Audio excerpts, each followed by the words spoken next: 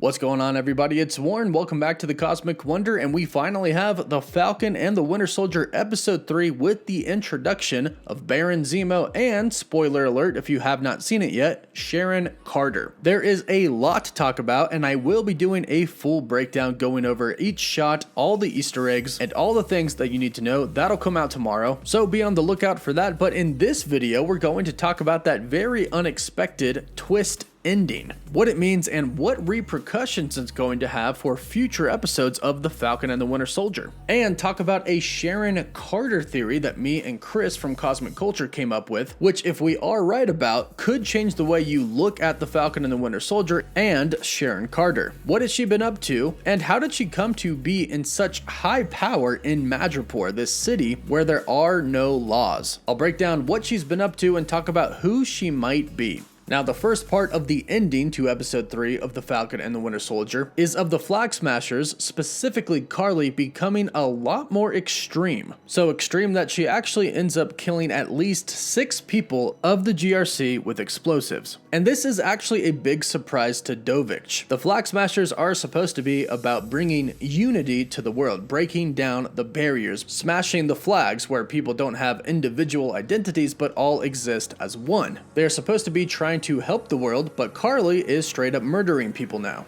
Dovich was very shocked when the explosion went off, stating that there were still people in there. But Karli's reasoning was this is the only language that these people understand. So by killing these people, she is sending a message to the GRC, letting them know that she means business. Meanwhile, in the final scene, we find Zemo, Bucky, and Sam in Riga, Latvia. Here Zemo is talking about Sokovia. Sokovia, as we know now from WandaVision, is where Wanda and Pietro were from. They also revealed this in Avengers Age of Ultron, and Zemo is talking about the fallout of what happened in Avengers Age of Ultron, how the country was basically taken up into the sky and dropped. Zemo was also himself from Sokovia, and he talks about what happened to it after Age of Ultron. Basically, it's not even a country anymore. Its surrounding countries took over it pretty much immediately after Age of Ultron. But as he's talking about this, we can see that Bucky actually starts to get a rather curious and interesting look on his face, and he's a little bit bothered by it. He tells Sam and Zemo that he's going to go for a walk. He leaves Zemo and Sam, and as he goes for a walk, he discovers some Kimoyo beads. You may recognize these beads from Black Panther. They're used for a number of different purposes. They could be used for medical reasons. T'Challa uses a Kimoyo bead to stabilize Everett Ross's wound in Black Panther. They can also be used as communication beads to talk with another. They can be used to display holograms, along with much more, and they're actually developed from vibranium. So they're pretty distinguishable beads that Bucky happens to find on the ground.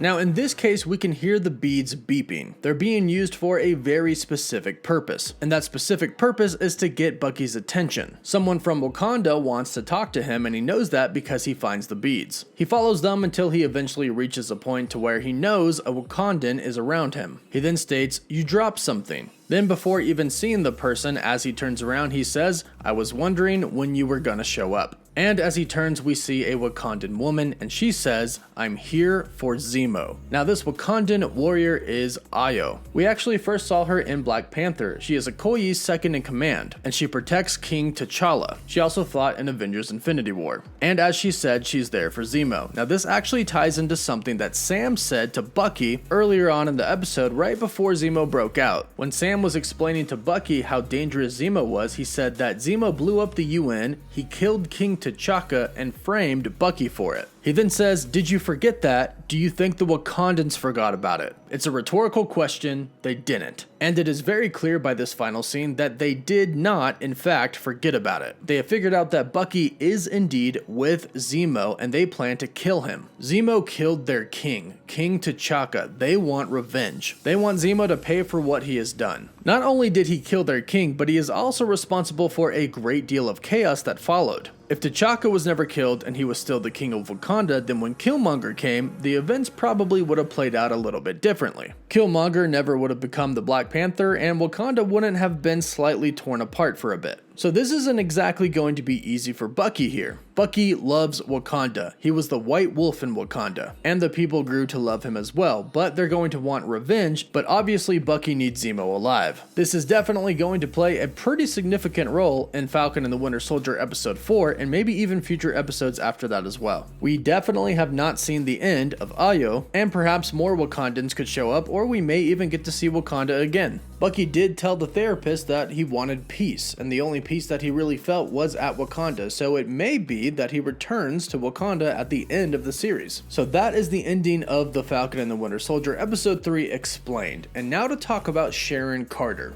After seeing her in many different trailers, she finally made her appearance. And she did it with style. In fact, she did it with a little too much style. We find out that after the events of Captain America Civil War, where she helped Steve Rogers get his shield back and helped Sam get his wings back, she directly violated the Sokovia Accords, and she didn't have any of the Avengers to actually help her. She had to go on the run because she was now wanted. She made her way over to Madripoor, a city where there are no laws. But did you notice something particular about her? She seems to be doing rather well for herself in Madripoor. She has a really nice place, seemingly a really nice club, and she talks about the clients that she has. And then in the shipping yard, after Dr. Nagel dies, she tells the lady with her, "We've got a big problem." Actually, a couple of them, I'll tell you in the car, let's go. Now, she seemingly has a problem because Dr. Nagel died, but the question is, why would this actually be a problem for her? The only way that this would be a problem for her is if she was somehow involved with the super soldier serums being developed, which would then beg the question of why is she involved? And here's where my theory comes in. It is anticipated that Thunderbolt Ross could be behind a lot of what is happening.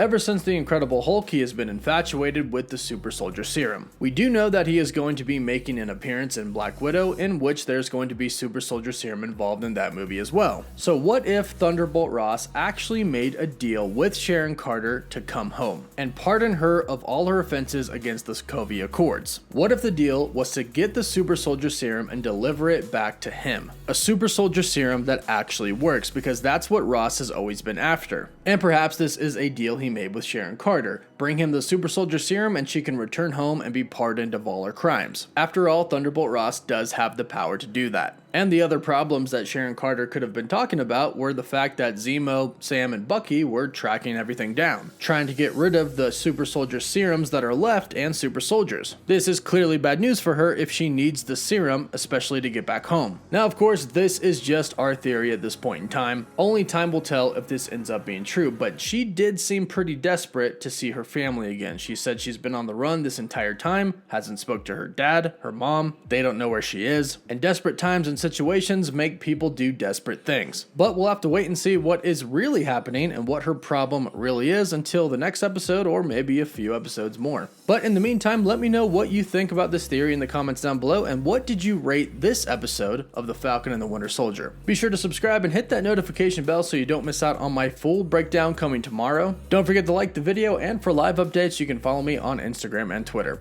As always, thank you all so much for watching. Woof woof.